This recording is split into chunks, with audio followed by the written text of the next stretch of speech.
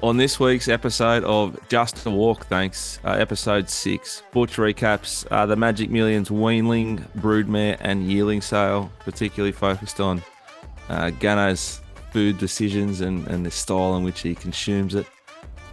We look back at the story behind Nasumi, a really nice filly that Butcher's purchased at the year before last, I'm assuming, actually, Magic Millions in Adelaide. A little bit of footy, both codes. Some bets for you across the weekend. How good is broadsiding? How good is Warmonger? We give our views there as well. There's that, and there's probably a little bit more too. Be patient with Scurry. He was having an off day.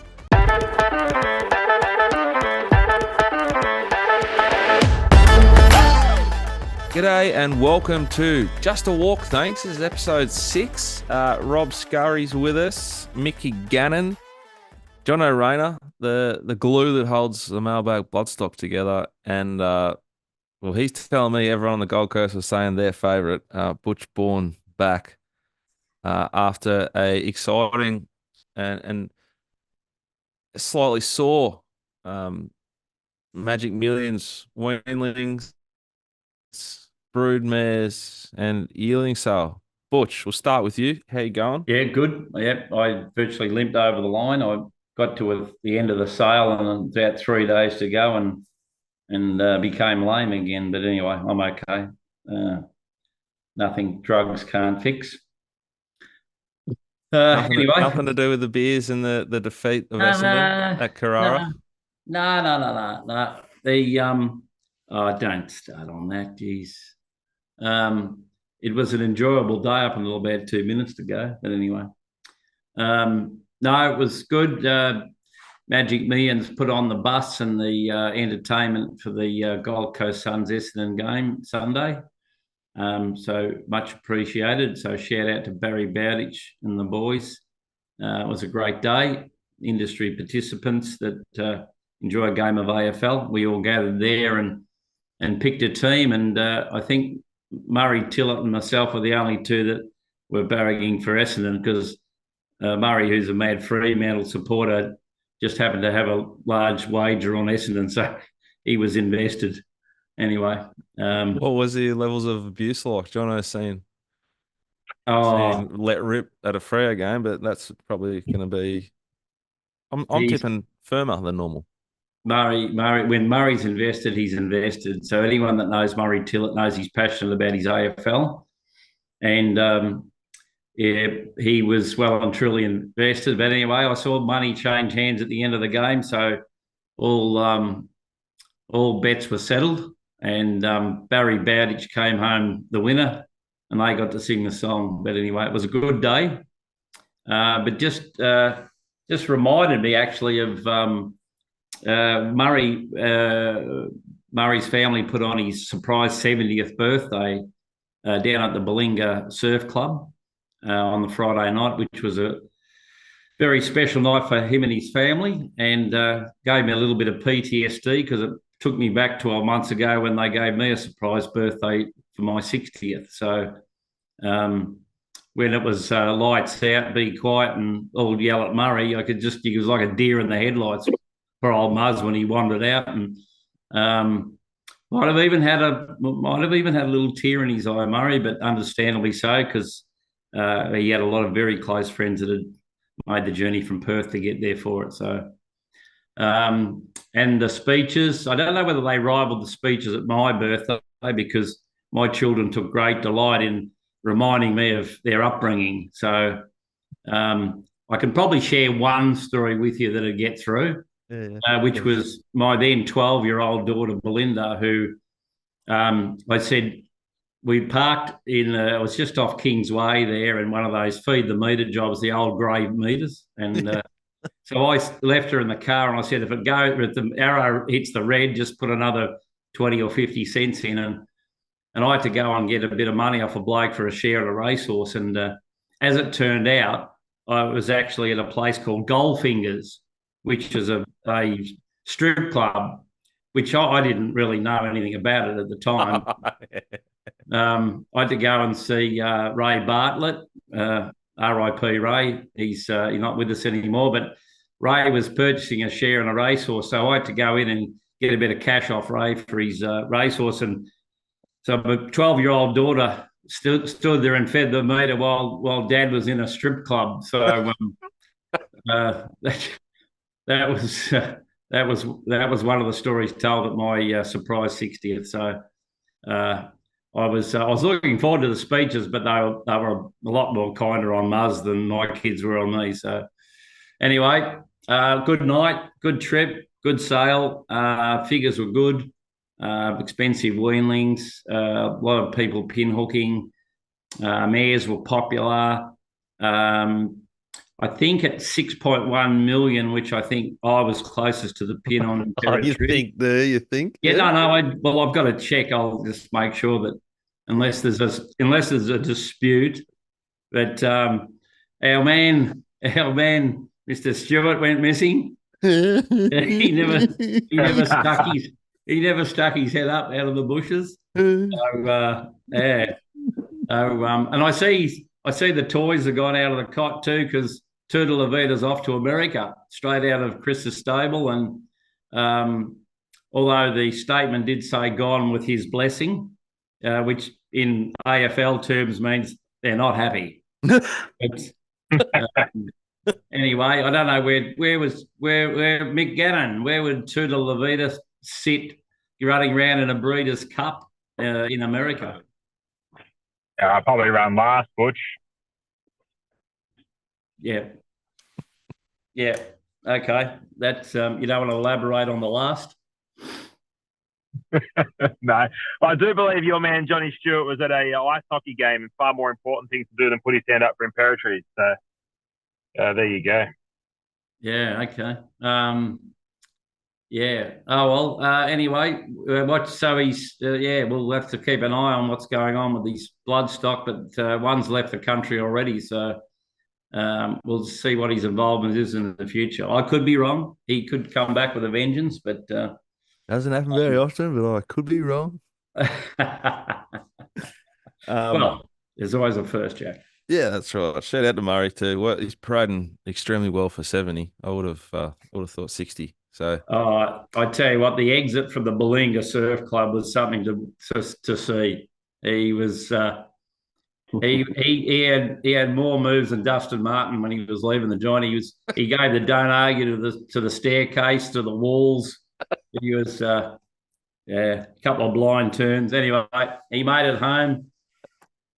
Kidney and liver a little bit worse for wear, but good on him. He had a great night and a great family. Matt, their son Matt, daughter Katie, they organised it for him. So no, great night. A lot of good friends there, and they had a really good time. Let's just say there was a little bit of a sing along. I'd say, oh yeah, VOG Clint Donovan, really, auctioneer extraordinaire for Magic Millions, all the way down to a couple of cat screamers. You know, they're one of those. Yeah, anyway, they were a bit tone deaf, a few of them, but anyway, they had a great time. It was a good night. And those of us that know our limitations didn't get hold of the microphone. Speaking of knowing our limitations, I guess we've got our first ever viewer question. It's an email I got from a Patrick, and it's pretty much aimed at you, Butch, asking if you'd like some help with Nasumi next start to get it to jump, travel, squeeze, and maybe go on and win. I thought it was an enormous performance yesterday with the way that track raced. You must have, I think, overall been quite proud of the filly. Look, I think she's going to have a good future as long as I don't interfere too much with her and look after her. She'll be fine. And I think in her first 3 starts, she's shown a good measure of ability. And if we give her, we'll see what happens. But yeah, she'll be sort of leading maybe towards a break at the moment. But yeah, she's going to have a good future. Don't know whether firm tracks are going to be a go. So she might see a late spring and then she might go missing until the autumn again. The market liked her yesterday as well on a leader track when she's not going to lead. So I think there's a lot of positivity about your filly. Yeah. No, I did grab a screen there to watch the race, and I see Great Minds pop up on the screen. And sometimes that puts the fear of God into you when you get that many people that have found your horse. But You would have thought they would have done speed maps. um, One oh of them. look, all the people that were wrong were 0.6 length of wrong. So they're not. We won't say it was a disaster. I think I think everyone loves a horse with potential, and that's I'd say she's caught the eye of a few in the first two starts she had. But anyway, no, she's a nice filly, very well bred filly, and I'd say by the time she's finished racing, she's going to be a very valuable broodmare. Where'd you get her from? How much to pay? What would you like about her? Are there any Um, horses that we've got this season that remind you of her in a way? well, um, I got her from Adelaide. Been buying out of Adelaide for a number of years. Good hunting ground. Good value. She was 130. She's got Schnitzel and Private Eye on her page. She's out of a reduced mare. They don't give those pages away. She's not the biggest filly. She'll never get to 15-3 or will 15-2, 15-3 would knock her up. But just a really classy filly. Good, all the things you like to see in a good horse and what we buy, and then that translate when you've seen her first three starts. So yeah, and we got a Castelvecchio filly last year, which is going good. Just needs time. I know Castelvecchio hasn't set the world on fire, but we like ours, so that's all that matters. And of course, the Maurice filly that we bought there from the Glen Lee draft this year out of the Dundeel mare. That's the one, isn't it? Dundeel. Yeah, the closer. Yep, the club. Yeah. Yep. Yeah. Kieran Train won a nice 2-year-old race late in the 2-year-old season. Yeah, which is we like that from past that maturity on. So that's a done deal. Filly winning a 2-year-old race, and no, she was a really nice filly. So it's very good page, similar price points. It's a great sale, and Arrowfield aim at that sale with some late developers, and if you can see through that, which we've been able to do, you're going to end up with a really nice horse. That sire hasn't had many to run in Australia. Real Steel? Yeah. No, the first one was only 2 Real Steels over in Adelaide. In the same draft, there was a colt he runs around called She Light, and Nasumi's the other one. So there's only 2 of them in that sale. There's been a few others win around the trap since. I think his figures are pretty good. And then he bobbed up with a third in the Kentucky Derby this year. Yeah, he's a really, really nice stallion. I'm not quite sure. How often that he comes and shuttles, or whether he's still shuttling. I don't know that, but they tend to come over for a few years, and unless they sort of, he's done enough. They're not 2-year-olds, but he's certainly done enough. The 3-year-olds had a really good year. So is Real Steel a deep impact? He is, Rob. Yes, he is a deep impact.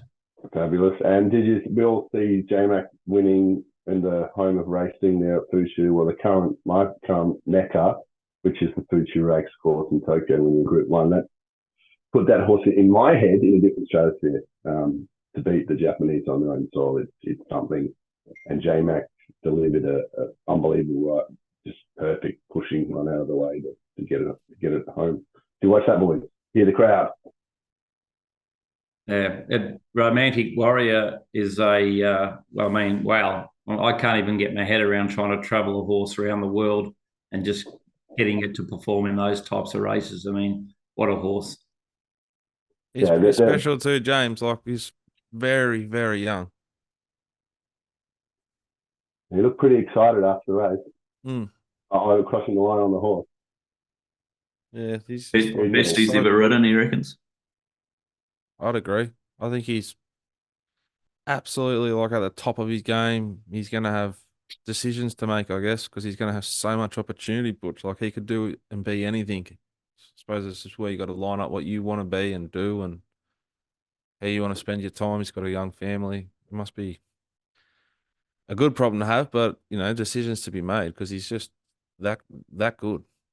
We've got him riding until Valhalla, at Canterbury. It must be hard to sort of get up for those sort of operations versus you know racing and performing at the tippy top of the sport.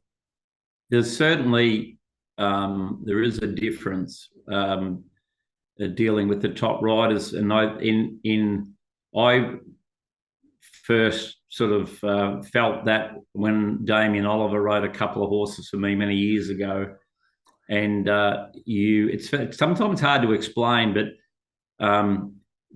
he just managed to win on a couple of horses that you never thought were going to win, and it's just the ride, and what I found with those very good riders is their feedback is exceptional, and probably in my time, I could say Damien Oliver, Glenn Boss, and Mark Zara would be three elite riders, just as in the way they ride and their feedback, And until you've witnessed that, so you don't realise that there is a gap. There's a lot of good riders. Don't get me wrong, and it's all about opportunity. But there is you just know when you're dealing with them, you just know, and it's the old story. You don't need to give them instructions. You just send them out there, and if it's to be if it's just to be on the move, thinking in the run, they do it and they do it well. Did someone mention Craig Williams as a feedback jockey?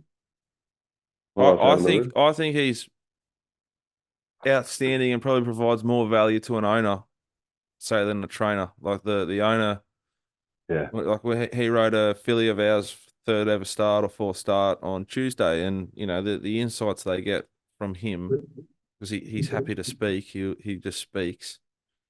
That I'm sure they get a lot out of that. I think he's racing's best human being for a reason. That's one of them.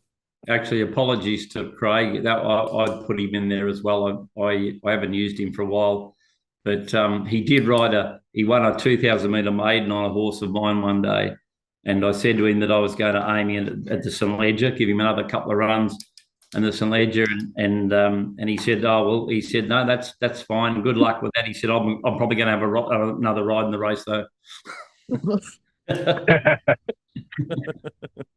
And how the horse go? Yeah, he never made it. He was he might have won a 2,800 at a Chuka after that or something, Yeah. Anyway, but he's Craig's. I'd like him to get to the point a little quicker, but no, Craig's very good.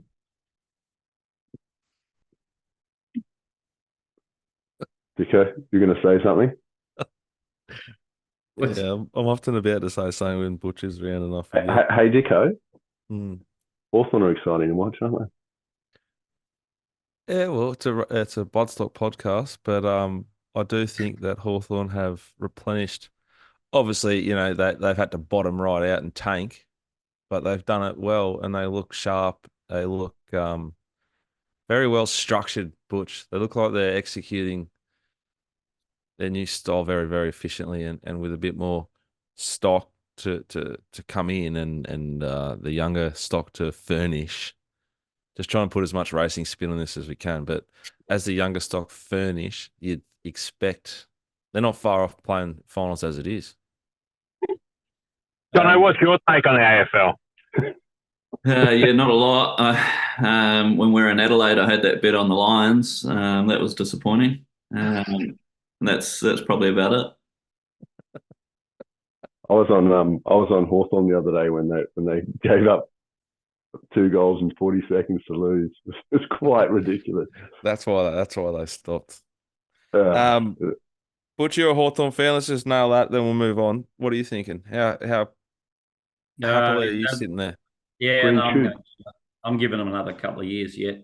They're tracking right. They're going a lot better than a few others, but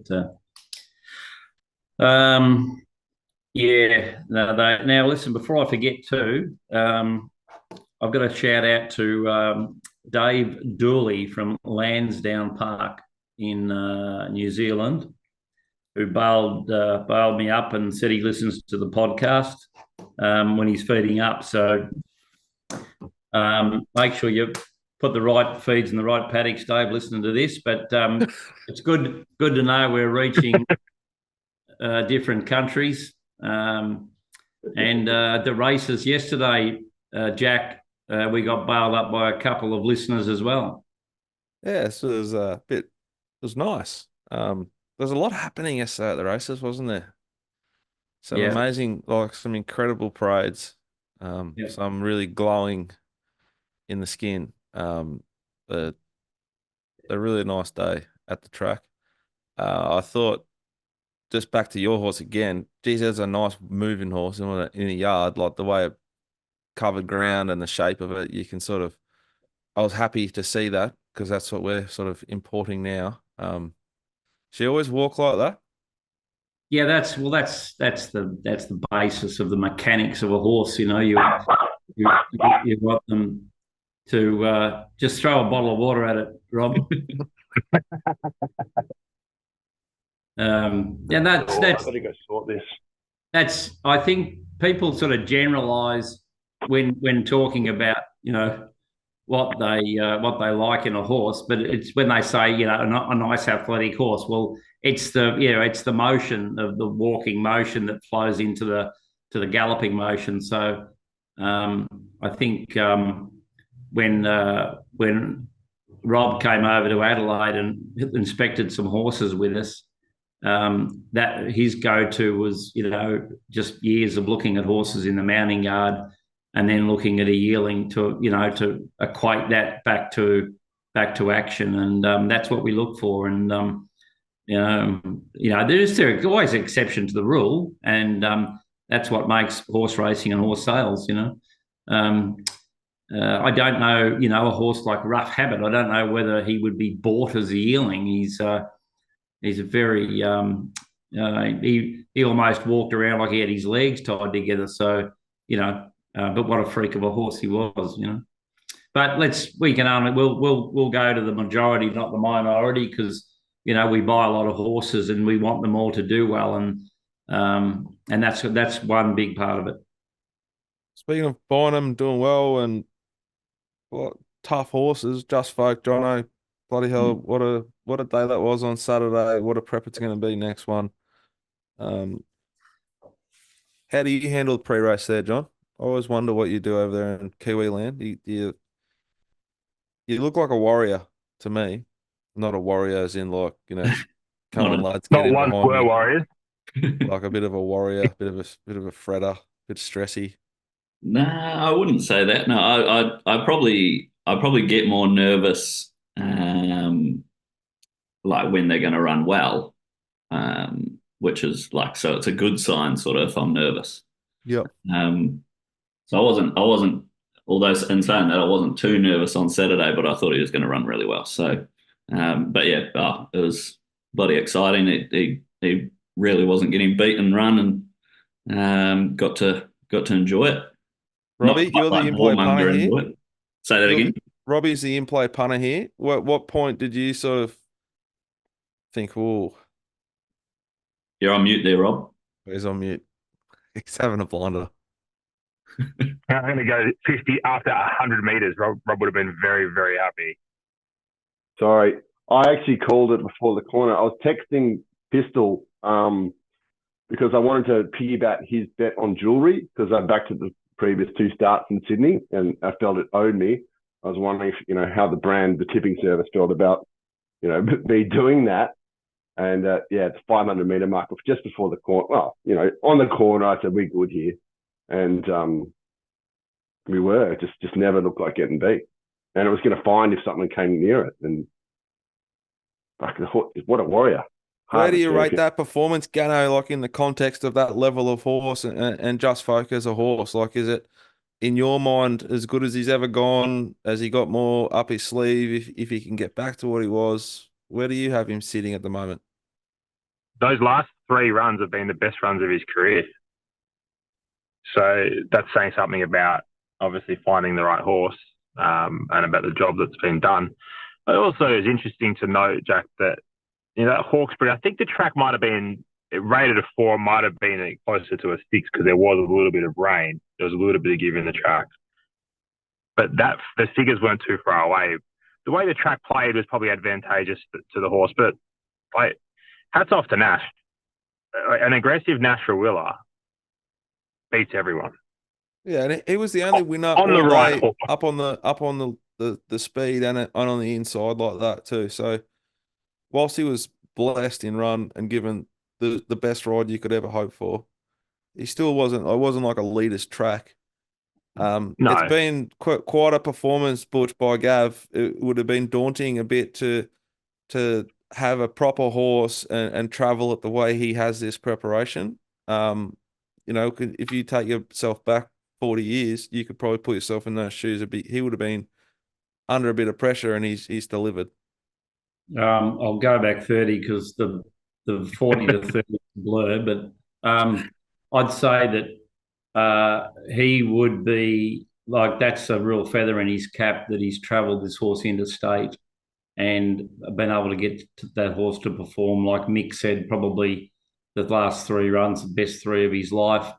It probably does coincide with the track, the give in the tracks that he likes, which is, we always like it for the right sort of. What happened there? Well, I've muted him. Right. Okay. Yeah, take 2. So yeah, no, he'd be pretty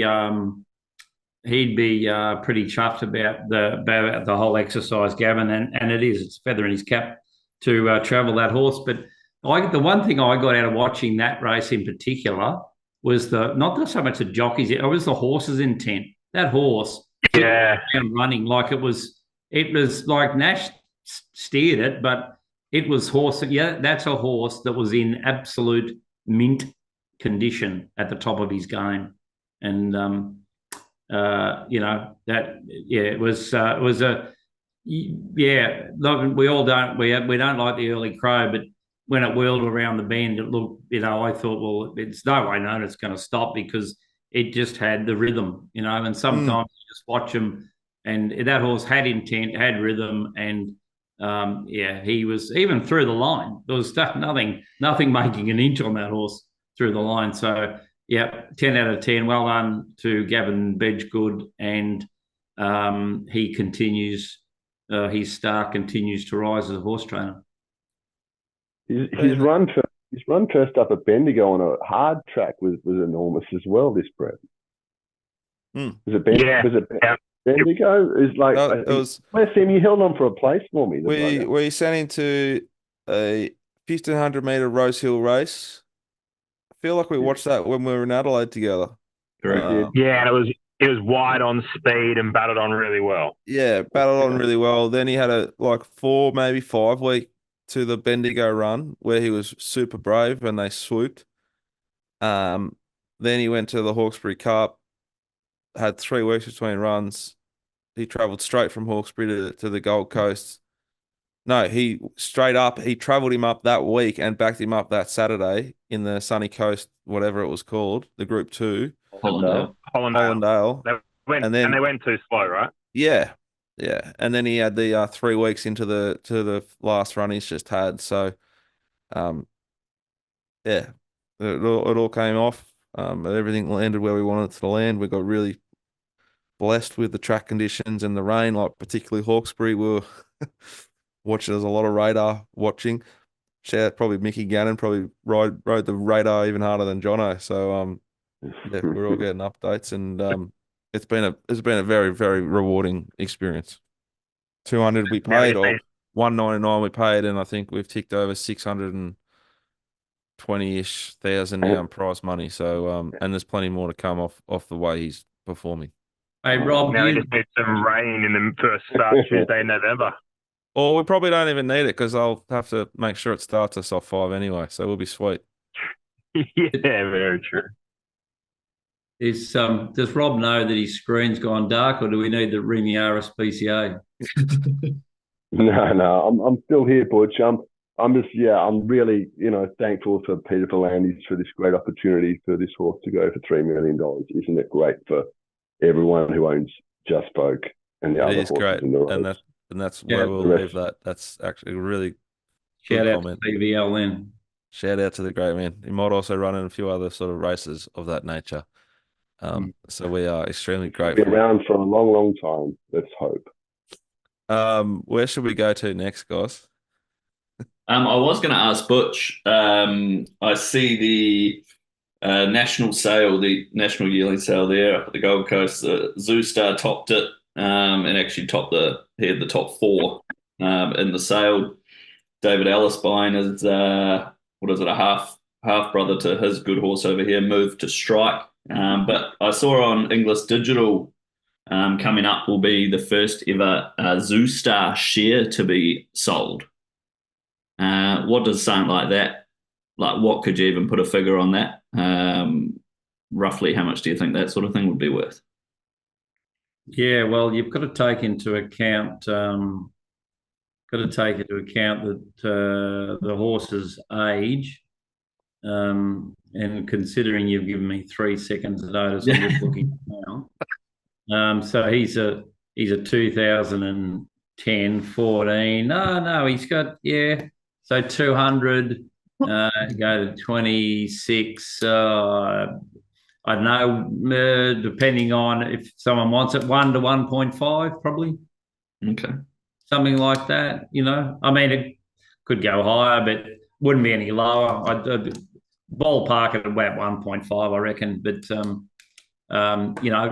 hopefully if someone purchases a lifetime share in the horse, that he keeps performing, So they get priority access, obviously, to Zoo Star, but then also a 60th of his income each year. Yeah, I think that's the way it works out exactly. So that might that could bump it up.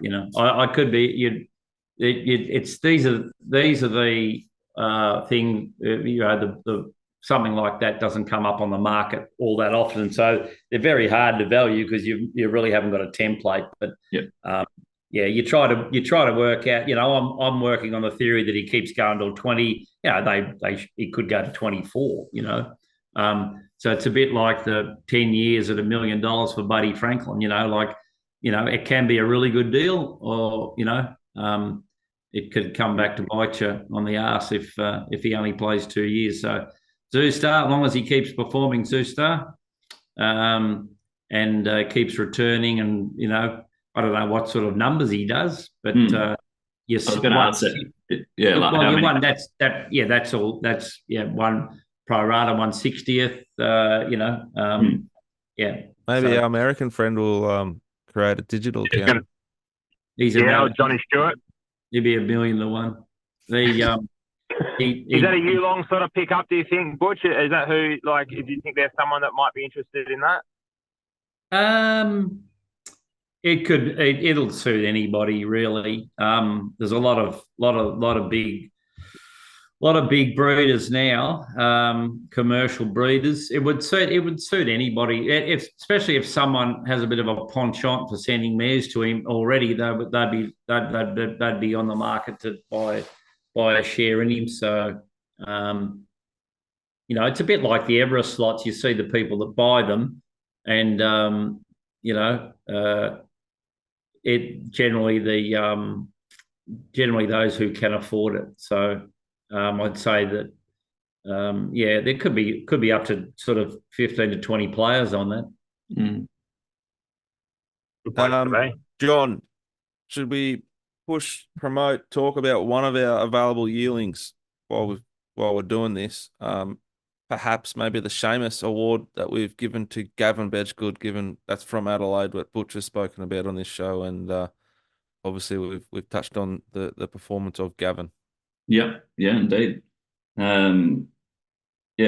She's just finished her breaking in and is headed to Tarcoola Stud to have a nice break alongside one of Gav's other yearling fillies. So they'll come in together and do their work together. Obviously we were pretty keen to get the progeny of Seamus, and we sort of highlighted that the fillies go better than the colts. So managed to pick her up at a good price. I think we were pretty confident that was cheaper than what we expected to pay for her. She's certainly at sort of entry level by a good stallion. Off a great farm. Off a great farm, yes. Mill Butch, Park. talk to me about Mill Park, Butch, just a little bit without going over the top. Obviously, outstanding sausage rolls and hospitality, but they do a phenomenal job and their record's absolutely outstanding. Look, I'd say the highlight's the chutney. Yep. Yeah, that if you're looking for indigestion, go there and have a plate full of those. It had me doubled up on the ground there. I think the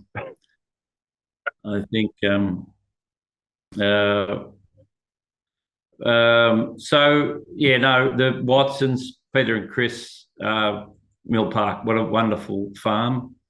Great limestone country. They just produce so many good horses.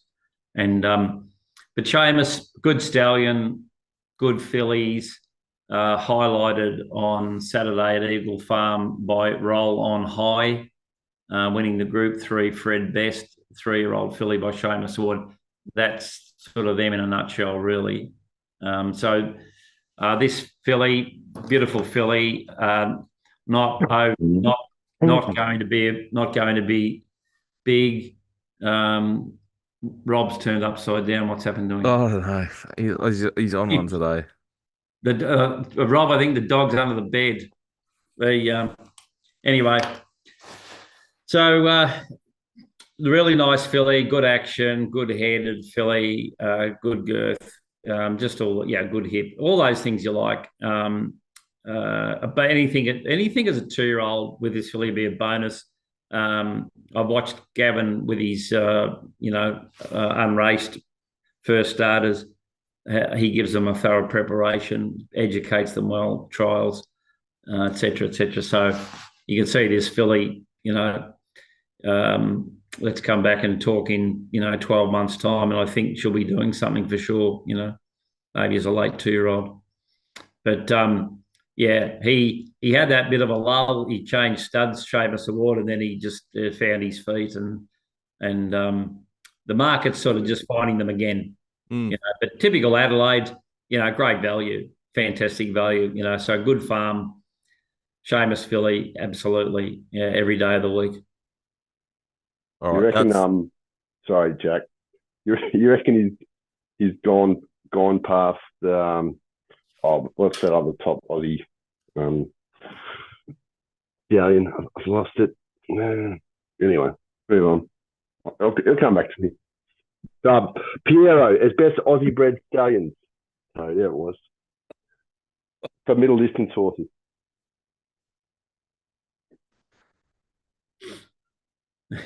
We've lost everyone here. Jack's just having a bit of downtime. John, I was just thinking, what am I going to do with this edit? The numbers would say that Seamus has Piero covered comfortably. He's doing a better job, and he's better. Well, the most important part for us too is it's just a lot better value for your money.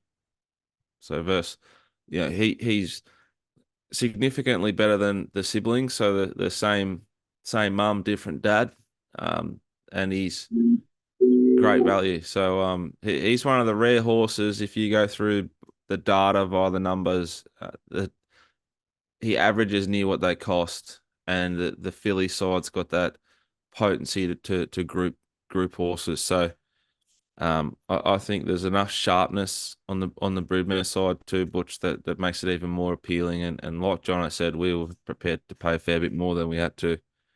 Was sort of a bit confused when we got it. So yeah, all gone good. Happy. Broken in.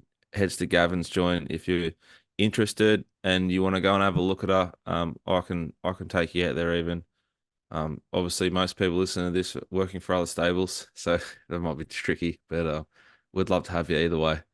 Um, but yeah, if you are interested in the Seamus Award filly trained by Gavin Bedgegood, Jono, Jono, at themailbag.com.au. Has anyone had a look at the racing this weekend or the Swan Hill Carnival? Jono, we have a cruise missile, We do. ex Annabelle, ex Kiwi, first up for Gavin off a few trials. He's a $15 chance there on Friday. I'm sure this will be out by then.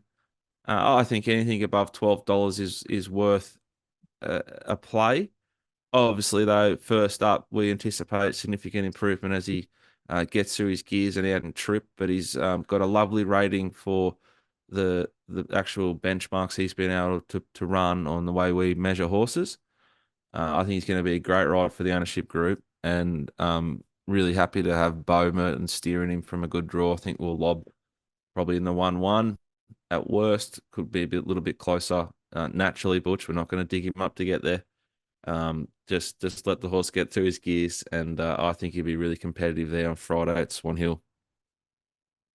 Yep, I did have a brief look at Eagle Farm, and it was a tip against a horse, which is La Creek, the Kiwi, in the Magic Millions National Classic. I was very shocked to see it $2.25. I don't think it's anywhere near its best. It did go over to the Empire Rose. I don't know if you remember J-Mac riding. It was very short, heavily backed. I think it might have run fourth, but I don't think it's anywhere near its best. And I think those odds are, what's the word? Prohibitive. Is that a word? Poison. Yeah, Putrid. exactly. What beats it? Foxy? Is it Foxy Frida in that race? Yes, it is. Yep. I thought Osmos was pretty good last start. Just pipped on the line by Maracana, unfortunately. That race rated enormous. Interestingly, that Maracana comes through like the form that's all out of Melbourne. It beat a horse called Great Guest, maybe. I think Price trains in the Jayco silk colours. Great taste. Great taste. It was good. It was beaten by Matriarch Rose. I reckon that form's hot in its group form. So Maracana went up and knocked off a group race. I wouldn't be surprised if the form around her's better than it looks, even though it already looks pretty good. Yep. She actually lines up in this race as well, Maracana. So they go toe to toe again. She was coming off a Cranbourne win on a Friday night, went up there and won a group race. What about give me something for Saturday, Gano?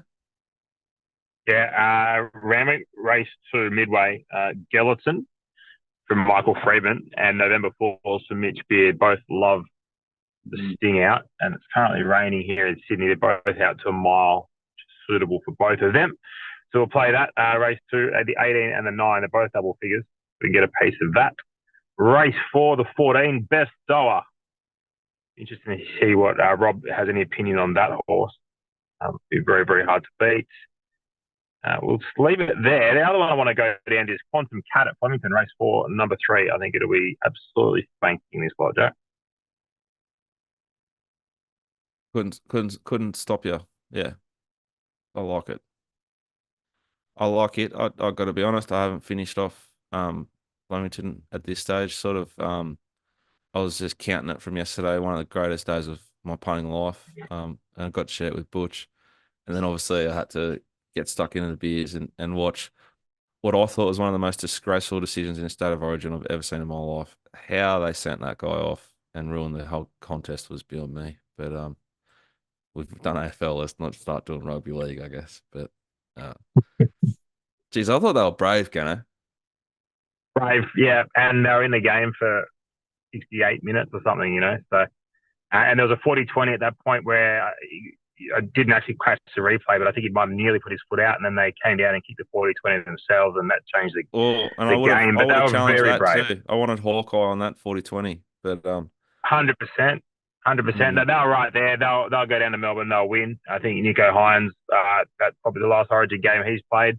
Mitch Moses will step in there. I thought you were a little bit harsh on James Tedesco. Latrell Mitchell cannot possibly play fullback for New South Wales. He can barely keep up at centre when he plays Origin. He's a good centre at Origin level, but he's too slow to play fullback. If you want to chuck someone else in there, that's fine, but it can't possibly be Latrell Mitchell. I think you need flair and you need X factor, and that's all that means. Put him in the centres. Put him in the centres. He's got to play. He's definitely got to play, but he's got to play in front of Teddy. If Dylan Brown doesn't come up, not Dylan Brown, Edwards. If Edwards doesn't come up, then Latrell's got to play. We need big, thick boys just trucking nut, hurting people within the rules. Imagine getting sent off for knocking a bloke in the head with his shoulder whilst tackling him, and he's literally crouched low to the ground. Yeah, I did. Yeah, that's what why would he get his head in the way? That's what I want to know. Yeah, exactly right. It's where the game's got to now. I understand it, but I don't think it's not Origin, and it's not great for the product because at the venue I was at, plenty of people went to the Brickies laptops after that, and they weren't seen again. Yeah, and PVL knows what he's doing. Like your revenue deal's based off those 3 games. Yep. Be better. That's our State of Origin recap on top of everything else. Butch, have you got any bets, or Rob, any bets across the weekend? Absolutely. The best bet of the weekend could be Eagle Farm Race 8, Queensland Oaks. Ooh. Number 11, Mayor of Mount Buller, out of the 2 gate, would be hard to beat. And have something, woeful barrier draw. I don't know what happened there. Zara's going to be at his best. Kind words, something each way on kind words at the big odds. So that would be Mayor of Ambula 11 and 14 kind words in the Queensland Oaks. Hey, Butch, there's a horse in that race called Kenyatta at about $151. I think it's second reserve. Just something for the listeners out there. If it gets to second reserve emergency, well, I'm just talking about golf here. Can't do the golf. Surely Moonlight Magic could go all right again. It probably thought it won the Derby.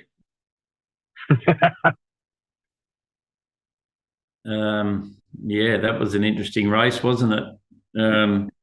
Where does that horse fit in the spring, Mick? Warmonger. It's right. Its figures are right there. Competitive enough to, I think, top half in a Melbourne Cup. Very much so. High pressure, 3,200 would be fine. But Jack seems to think the opposite. So we might have a case of whatever big you'd like. But that's not a fair bet. That's not a fair bet for you. I don't even know if it'll get there. No, if it lines up, I think that's fair. I think it's about 10 to 12 lengths off competing in a Caulfield or Melbourne Cup at the first 6 horses in the race. But it's got age and furnishing to do. It's got age on its side, and yeah, it was a big win. But it'll be under whatever it is right now for those sort of races. Would be a disgraceful price. Oh, $17. It's ludicrous. Yeah. What about this time last year, Gunnar and I were doing a bit of radio together, and one of us was very keen to have something on without a fight to win a Caulfield Cup off winning Just Folks race. So that was probably the last time I tipped a long-term winner, so I still remember it. I just don't think that Warmonger's, not for me. I think it gets inflated rating because it's a Group 1 race and it's a margin, whereas it's got to cover it's got to cover the distance in a time that's competitive in a Caulfield Cup or a Melbourne Cup, and it's not there yet. It could get there. I hope it does for them, but it needs to do it. I don't have anything for anyone for Flemington at this point in time. I promise though, where could I do it, John? Maybe they could. If you're not already, you should be getting the weekly Mailbag Bloodstock newsletter. I might put together 3 or 4 across the weekend for you in this week's edition. Your 2 bets last week were jewellery into Just Folk. So yeah, so I backed jewellery, then Pete backed it, and then Rob thought, fuck it, why not? I'll do it too. Everyone at the Mailbag was on jewellery, and there's nothing. There's not much better than backing a back marker that pisses in at Caulfield, is there? When it found that little bit of cover, Oh good yeah, baby. tempo. Great ride. Great So- ride. Great 5 minutes. The best 10 minutes of my life, probably. And they You were must probably have missed that text message, Butch. I didn't get that one. Which one was that? The jewellery one. That's a lie. Like You both get Jack the into- proper full set whenever you want it. You just have And the to mailbag ask. bloodstock newsletter went to both your inboxes too. Yeah, told Jack that Just Smoke's the best bet of the week, just to bet up, and he just says thanks for that, and then just doesn't pass on the good mail. Oh. Yeah. What about Mick? What about, is it too harsh to describe broadsiding as a wet tracking grinder? You do this, I knew it. I think you've nailed it. It was a horse that it beat. Was it Zoo? I don't know what it was, Zunin or something like that. Get it up. It beat it by half a length. I'm not sure where you go with that horse. I assume Jack's got a big opinion of it. $2 for the JJ Atkins. You can leave that alone. Jack, would you take that? No, I wouldn't. And if I owned it, I would go there and I'd give it everything I got because once it goes back to racing the proper horses on proper ground, good luck.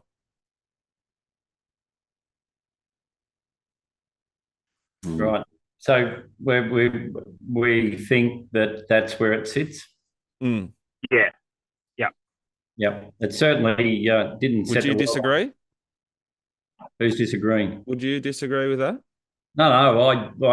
I'd said, is it a fair to call it a wet track grinding type? You know, and once he got onto soft ground over distance, and that's when he sort of came to the fore. And he's by 2-9 like European horse. Like it's I mean, you'd probably get. Be careful with him. I think he could be quite good. He could be still growing. He's only little. He's not imposing. So the frame of him suggested he'd like the wet tracks, but he could keep growing and be the dominant 1600 meter plus 3-year-old. Might even get to a Cox Plate. Yeah, it could be for sure. I just think he's not there yet, and I think these younger horses, particularly at this carnival on this type of surface, can be overplayed a little bit when comparing them to the other horses. A lot was made about how good the win was because of overcoming the barrier, et cetera, et cetera. I think majority of horses on the day were double-figure barriers that were in that position. So I think you can take a bit off that. I'd also have a look at the horse that he beat by a narrow margin that was coming at him. So he went up $51 in the JJ Atkins on the Monday, and and the winner's gone up too. So what's it called? It's probably not so. Zunin, I think. Not having it in front of me. It's probably, but the conversation around broadsiding is probably not so much the JJ Atkins. It's probably the spring, and when you look at the races that they will want to target the horse at, you're talking Caulfield Guineas, Coolmore, the stallion target races, and you try to work out where he fits in there. And the only thing I can come up with, say from a Caulfield Guineas or maybe in Sydney early doors, because he may start through Sydney early, would be if he got the desired track conditions. Yeah, needs everything to go his way. And those Sydney tracks, unless it's a Randwick rail true soft track, probably the only sort of setup that's going to be suitable to him, really. Yeah. Yeah, and just going back to what Rob, how he's describing a small horse, the majority of the 2-darn hots I've seen, Rob, are not very big in stature, so that's them as a type, which is fine. That's okay. That's they all throw, and it is a good sign if a stallion can sort of stamp them the same way. So certainly no knock on throwing that sort of smaller European type horse. Same with Dundeel. Yeah, although Dundeel's the second wave of done deals, I call them the second wave because he sort of had a lull, and then when he showed potential, he got a lot of really, really good mares, and they've been coming through. And I think his product's improved from what I've seen at the sales. That's to me. He's some of his colts are becoming a bit more masculine. So he's really sort of rounding himself off now. Done deal as a sire, and I've been quite taken by a few of them over the last sort of 12 months. Interesting. All right, Yeah, well- I reckon that's about enough for Just a Walk. Thanks. Good job. That's episode 6. We really hope that you enjoyed it. We hope that you have a phenomenal weekend. Be nice to each other. We will have a staking, not a staking plan, but a few bets for you at Flemington in the weekly newsletter, which drops every single Friday. A beautiful piece of content put together by the one and only Jono, Jono Rayner. To find out more about it, jono@themailbag.com.au. Rob, I'll give you a call after this. Butch, good luck with your ankle. Gano, I hope it stops raining at some point. I mean, shoes must be waterlogged. The grips will be gone. Be tough out there on the golf course. Trackman gets wet. It's unbelievable. Yeah, it's no good. Jack, can we just? Sorry for.